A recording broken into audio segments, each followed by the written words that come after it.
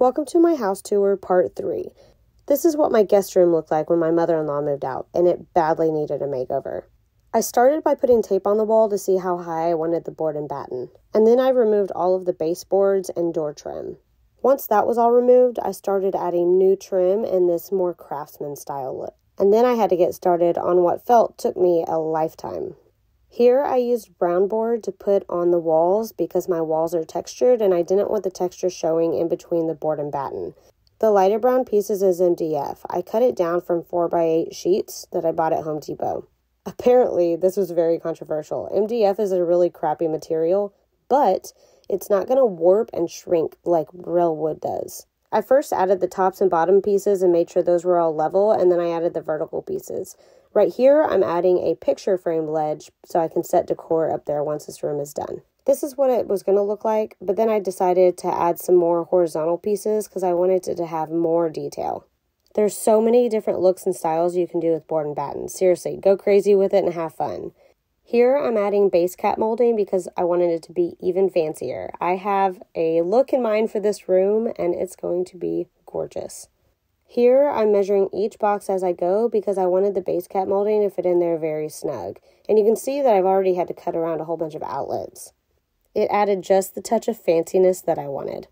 Again, my walls are textured, and I plan on adding wallpaper to the top of the board and batten, so I decided to skim coat the walls, which was kind of a pain in the ass, I'm not going to lie. There are so many small details that you had to take care of before you can even get to the painting. So right here, I had already filled in the cracks and nail holes, and here I'm sanding it. Now this magical stuff right here I'm using is called mask and peel. You paint your windows with it and then it dries, so then you can paint and it won't get on the glass. Then you just peel it off later. It's very satisfying watching it dry on time lapse. Now, this room is ready to be painted. I'm so excited. I put plastic wrap all underneath the bottom and tucked it underneath the baseboards. So funny. And here's where I start to look like I belong in the show Breaking Bad. Spraying your paint on can get super messy. Here's where I'm priming it all.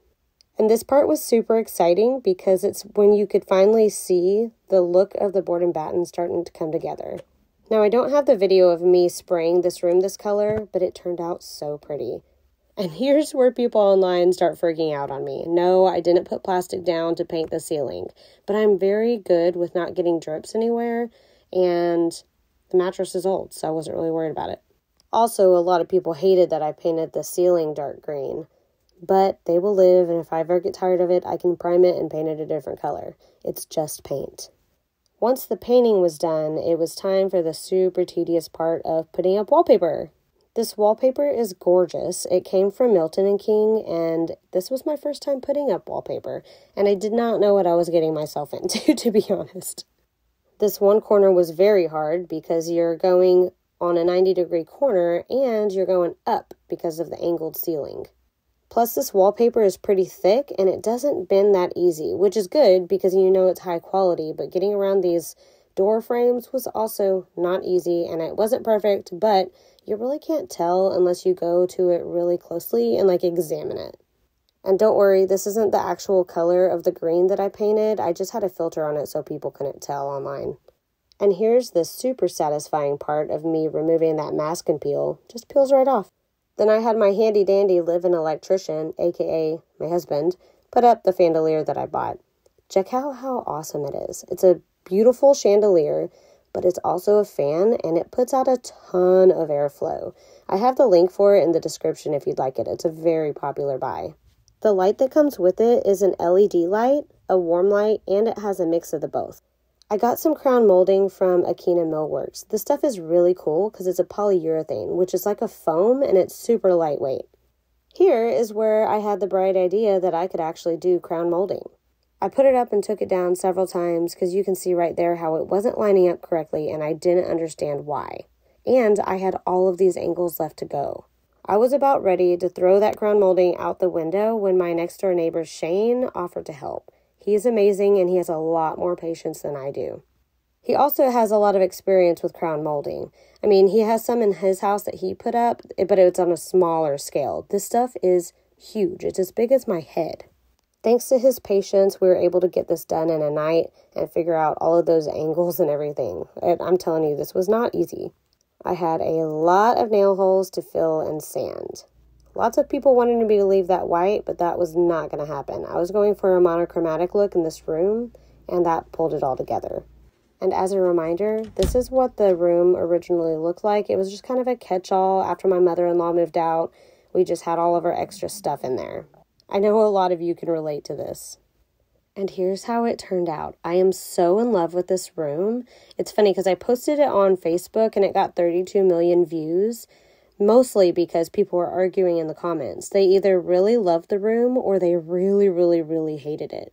Some people say it looks haunted, which I can't argue with. It does look like a Victorian-styled room, which is the style of the room that are in a lot of haunted movies or possession movies and things like that. So I'm definitely not mad about that comment. I find it very amusing that I have a haunted room in my house now. Now, there were a lot of people really concerned that this room was going to get hot because of the dark paint, which is hilarious to me because that's not how that works. I had to explain to them that dark paint does attract heat from the sun, but not from the air. And then there are a lot of people concerned that they won't be able to see the spiders in the room. To that, I say they need a better pest control guy. What do you think? I know this room is not everybody's cup of tea, but I absolutely love it. And I was dying to do a monochromatic look, and I've been very into the vintage vibe lately. Like this bed, I found it on Facebook Marketplace and ended up stripping it to get rid of the clear coat. That old desk was also Facebook Marketplace fine, along with the chair.